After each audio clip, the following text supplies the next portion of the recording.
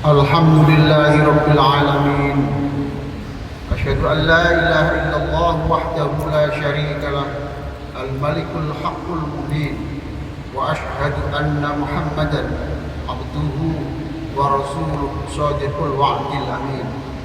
Allahumma shalli ala sayyidina Muhammadin wa ala alihi wa sahbihi ajma'in, amma ba'd. Fa ya ma'asyiral muslimin, usikum wa iyaya bitaqwallah. Faqala Allah ta'ala, ya ayyuhalladzina amanu taqullaha haqqa tuqatih wa la tamutunna illa wa antum muslimun. Hadirin jamaah Masjid Nasional Al-Akbar Surabaya yang sangat saya hormati, dalam 15 menit ke depan saya akan menyampaikan khutbah dengan judul Makanan Haram, Magnit, Zina, dan Pembunuhan. Judul itu saya pilih sebagai ungkapan keprihatinan atas terus terjadinya bahkan meningkatnya korupsi, zina, judi, dan pembunuhan di negeri ini. Hadirin, semua tindakan kriminal atau dosa-dosa besar itu ada hubungannya dengan jenis makanan yang dikonsumsi. Sebab makanan dan minuman itu akan menjadi darah, akan menjadi daging, bahkan menjadi sperma yang itu menentukan kualitas anak kita.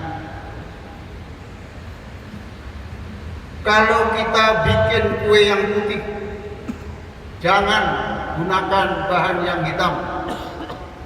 Kalau kita ingin jadi orang soleh, ingin keturunan anak yang soleh, jangan sekali-kali makan yang haram. Brillat, pengacara di Prancis tahun 1826, pernah mengatakan, you are what you eat. Perilakumu itu mencerminkan makanan. Allah Subhanahu wa ta'ala berkali-kali mengingatkan kita untuk selektif terhadap apa yang kita makan dan kita minum. Antara lain di dalam surah Al-Baqarah ayat 168. Ya ayyuhalladzina ya ayyuhan nas kulu mimma fil ardi halalan thayyiban wa la tattabi'u khutuwatis syaitan innahu lakum aduwwum mubin. Wahai manusia, makanlah apa yang tumbuh dari bumi, yang halal, yang thayyibah, dan jangan mengikuti perbuatan setan, sebab ia adalah musuh yang nyata bagimu. Berdasarkan ayat ini, seluruh makanan dan minuman kita ini harus kita seleksi dengan dua filter.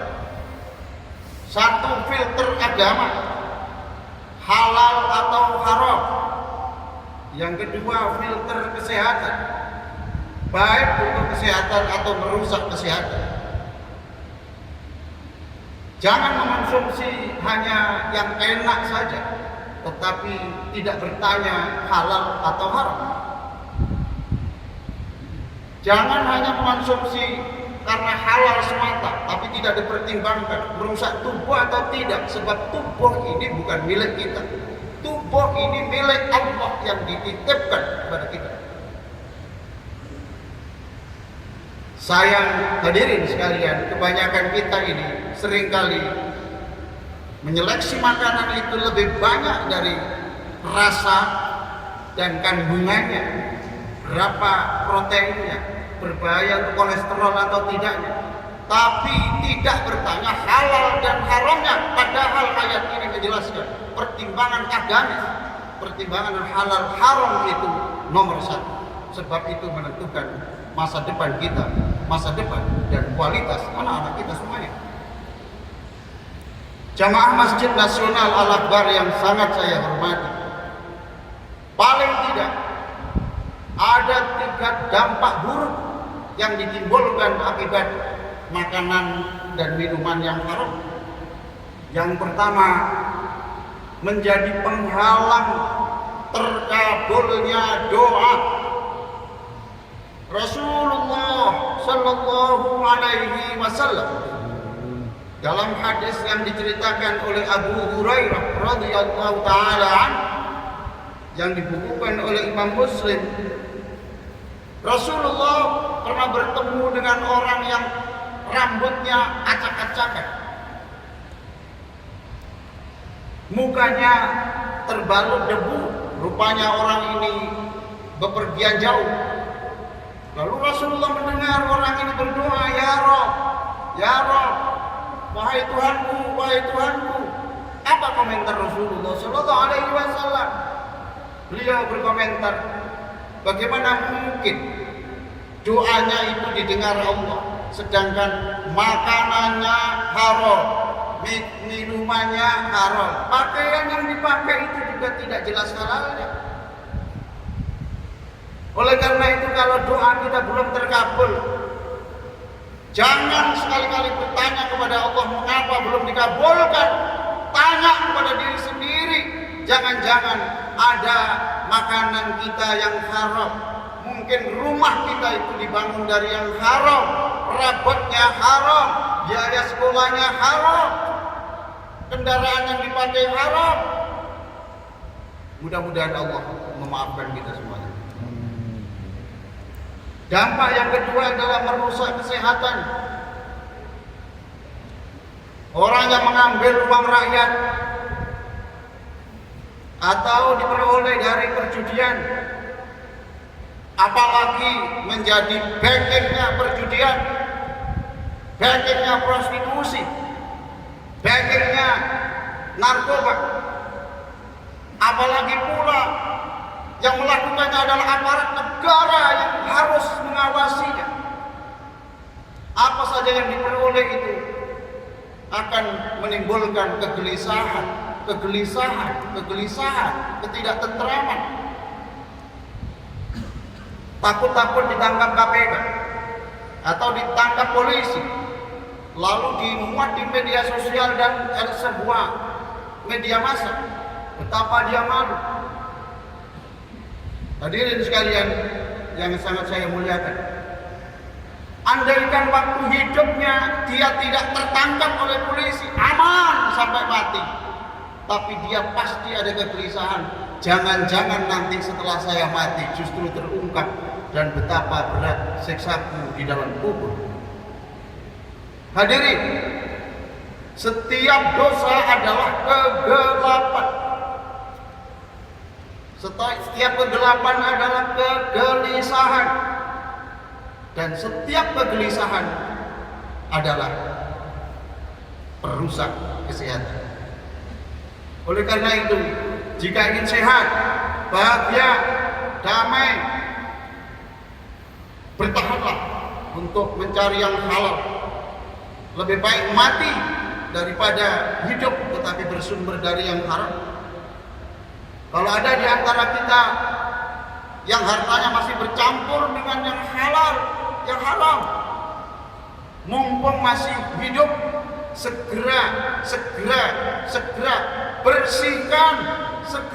bersihkan, lalu istighfar, tobat, minta ampun kepada Allah. Mudah-mudahan Allah memberi kekuatan kita untuk menjadikan kita bersih dari semuanya itu sebelum kembali kita kepada Allah. Amin. Hadirin, dampak yang ketiga bahwa makanan dan minuman yang haram itu adalah magnet dosa. Dalam dunia hewan saja ada yang namanya karnivora. seperti macan, singa yang makanannya itulah daging dari mangsanya, itu buas, menakutkan dan membahayakan. Sedangkan yang herbivora seperti kambing, sapi, makanannya itu rumput, maka lebih lembut dan tidak membahayakan. Perhatikan, berarti makanan itu akan menentukan watak kita.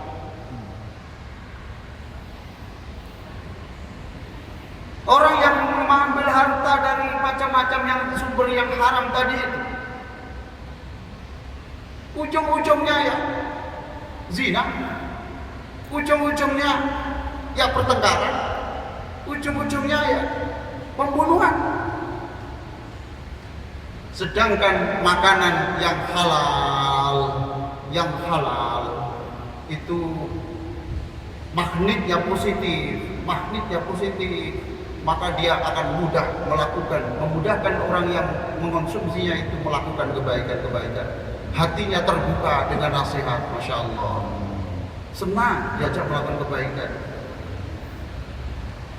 Maka di dalam Al-Quran surah Al-Mu'minun ayat 51 Allah mengatakan, ya ayyuhar rusulu kulu minat thayyibati wa'malu sholihan inni bima ta'maluna alim.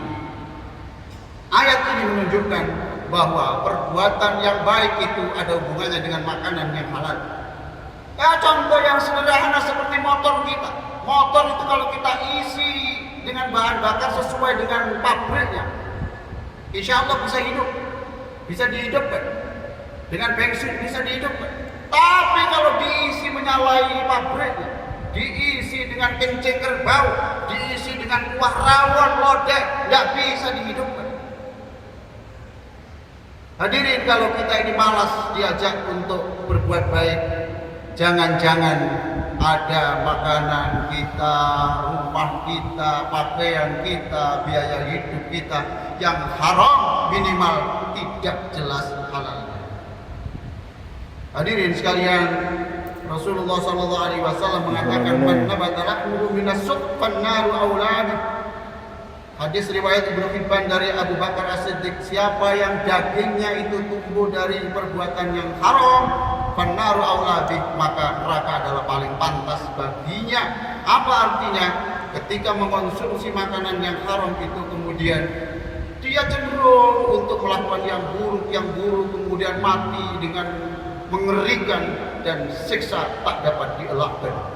Aku qouli hadza wa astaghfirullah li wa lakum wastaghfiruhu innahu huwal ghafurur rahim.